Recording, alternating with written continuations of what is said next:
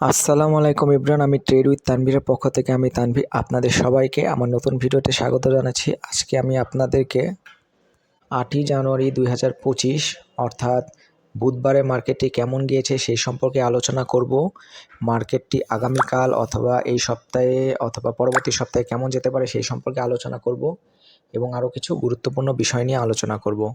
আশা করি আজকের ভিডিওটি আপনাদের উপকারে আসতে চলেছে। যদি আমার ভিডিও আপনাদের সামান্য উপকারে আসে তাহলে অবশ্যই আমার চ্যানেলটি সাবস্ক্রাইব করে দিবেন এবং আমার ভিডিওগুলো সবার মাঝে শেয়ার করে দিবেন। আমি ইতিমধ্যে অনেকগুলো শেয়ার অ্যানালিসিসমূলক ভিডিও আমার চ্যানেলে আপলোড করেছি। আপনারা চাইলে আমার চ্যানেল থেকে সেই ভিডিওগুলো দেখে আসতে পারেন, অথবা আমি এই চ্যানেলে ডেসক্রিপশন বক্সে লিঙ্কগুলো দিয়ে রাখবো, চাইলে সেখান থেকেও দেখে আসতে পারেন। তাহলে চলুন কথা না বাড়িয়ে মূল ভিডিওতে যাওয়া যাক।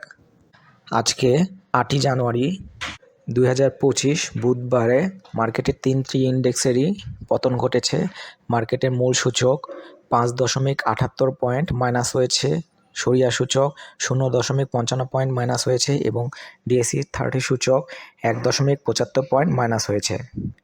আজকে মার্কেট প্রথম দিকে ভালো উত্থানে গেলেও পরবর্তীতে মার্কেটে পতন ঘটে, তারপরে আবারও উত্থান ঘটে, কিন্তু পরবর্তীতে তারপর যে পতন ঘটে তো পতনের ধারা ওইভাবে অব্যাহত থাকে। মার্কেট যতটা পতন হয়েছিল শেষ দিকে এসে বা শেষ বেলায় এসে মার্কেট কিছুটা পতনের ধারা থেকে বেরিয়ে এসে কিছুটা কম পতনের মধ্য দিয়ে মার্কেটটা শেষ করে। আজকে মাত্র 360 কোটি 1 লাখ টাকা শেয়ারের হাত বদল হয়েছে, যার মধ্যে দাম বেড়েছে 115টি কোম্পানির শেয়ারের, দাম কমেছে 215টি কোম্পানির শেয়ারের এবং দাম অপরিবর্তিত ছিল 64 কোম্পানির শেয়ারের। আজকে টপ গেইনার সেক্টর ছিল টেক্সটাইল, আর ভলিউমের দিক থেকে ফার্মাসিউটিক্যাল এবং ব্যাংক, এই দুটি সেক্টর ভালো করেছে। আজকে মার্কেটের পতন হলেও মার্কেটে কয়েকটি কোম্পানির শেয়ার হল্টেড ছিল। যাই হোক, এখন আমরা চলুন মার্কেটের চার্ট প্যাটার্নে চলে যাই। আমি বেশ কয়েক মাস আগে এখানে 5টি জোন এঁকেছিলাম এবং বলেছিলাম যে মার্কেট প্রায় 1.25 মাস থেকে 2 মাস যাবৎ যে আমি যে এঁকেছিলাম যে তৃতীয় জোন এবং চতুর্থ জোন, এই তৃতীয় জোন এবং চতুর্থ জোনের মাঝখানে প্রায় 1.25 মাস থেকে 2 মাস যাবৎ এই দুটি জোনের মাঝখানে অবস্থান করছে।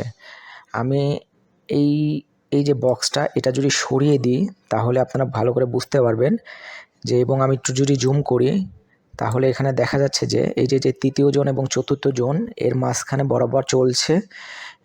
যখনই তৃতীয় জোনে ওঠার চেষ্টা করছে বা তৃতীয় জোনের ভিতরে ঢোকার চেষ্টা করছে তখনই আবার মার্কেট ওখান থেকে পড়ে যাচ্ছে। আবার যখন মার্কেট চতুর্থ জোনে নিচে পড়ে যখন চতুর্থ জোনের ভিতরে ঢোকার চেষ্টা করে তখন আবার মার্কেট উপরের দিকে উঠে যায়। অর্থাৎ আপনারা যদি খুব ভালো করে লক্ষ্য করেন যে এখানে যে আমি তৃতীয় জোন এবং চতুর্থ জোন এঁকেছি, মার্কেট যতবারই উপরে উঠে যখন তৃতীয় জোনের মধ্যে ঢোকার চেষ্টা করে তখনই মার্কেট নিচের দিকে পতিত হয়। আবার যখন মার্কেট নিচের দিকে পড়ে যখন চতুর্থ জোনের ভিতরে আবার ঢোকার চেষ্টা করে তখন আবার মার্কেটকে বায়াররা টেনে ধরে উপরের দিকে উঠিয়ে ফেলে। তার মানে বলা যাচ্ছে মার্কেট গত 1.25 মাস থেকে 2 মাস যাবৎ এই তৃতীয় জন এবং চতুর্থ জনের মাঝখানেই অবস্থান করছে, হয়তো আরও কিছুদিন অবস্থান করতেও পারে। এখানে দেখা যাচ্ছে যে বেশ কয়েকবার মার্কেট তৃতীয় জনে ঢোকার চেষ্টা করেছিল, যতবারই ঢোকার চেষ্টা করেছিল ততবারই পড়ে গিয়েছে।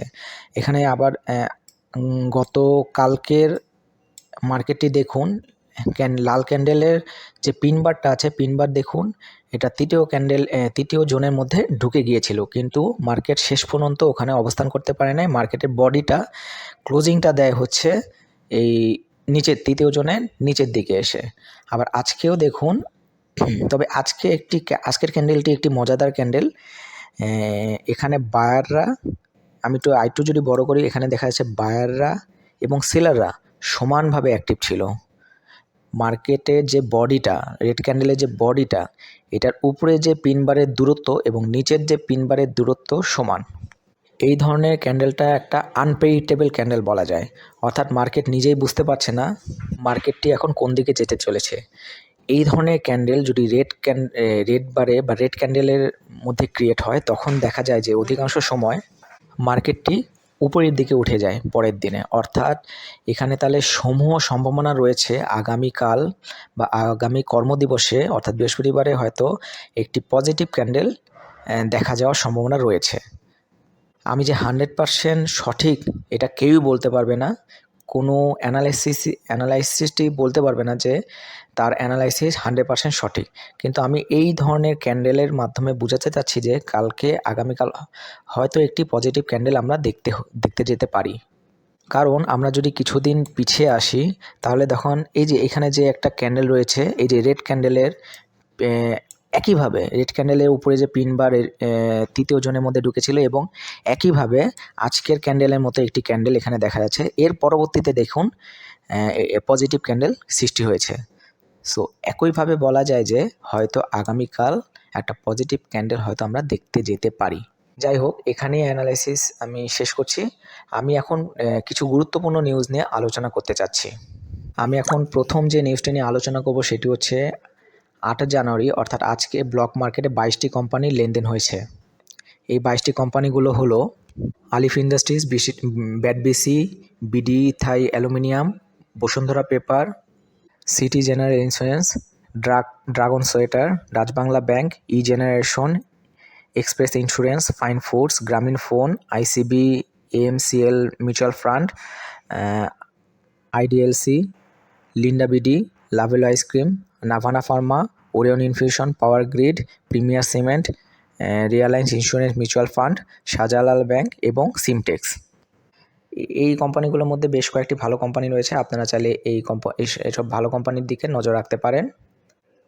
এখন আমি পরবর্তীতে যে নিউজটি নিয়ে আলোচনা করব সেটি হচ্ছে 8 জানুয়ারি লেনদেনের শীর্ষে 10 শেয়ার, অর্থাৎ আজকে লেনদেনের শীর্ষ থাকা 10 শেয়ারগুলো হলো fine foods, Asiatic lab, Agni system, Midland bank, WiMAX, Aftab auto, Orion infusion, Khan brothers, square pharma এবং রবি আজিয়াটা। আপনারা চাইলে এই 10টি শেয়ারের দিকেও নজর রাখতে পারেন।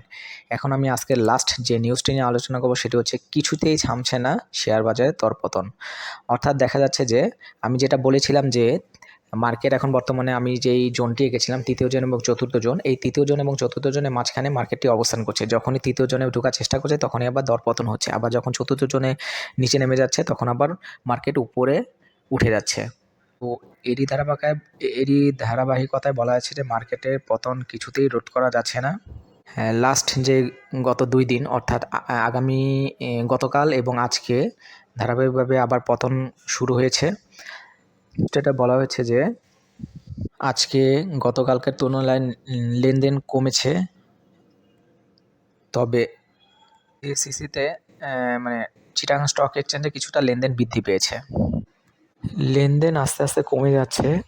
বেশ কিছু কোম্পানির শেয়ারের দাম অনেক নিচে আছে, আবার কিছু কিছু কোম্পানির শেয়ারের দাম অনেক বেড়ে যাচ্ছে। তো এই আপস অ্যান্ড ডাউনসের মধ্যেই চলছে শেয়ার মার্কেট। সো আমি আশা করছি যে মার্কেট খুব দ্রুতই ভালো করবে ইনশাল্লাহ। আমি আশা করছি যে খুব দ্রুতই মার্কেট ভালো হবে। তো এই আশা ব্যক্ত করে আমি আজকে এখানেই অ্যানালাইসিসটা শেষ করছি, আমার ভিডিওটা শেষ করছি। তো আগামীতে আমার ভিডিও দেখার আমন্ত্রণ রইল। সবাইকে ধন্যবাদ।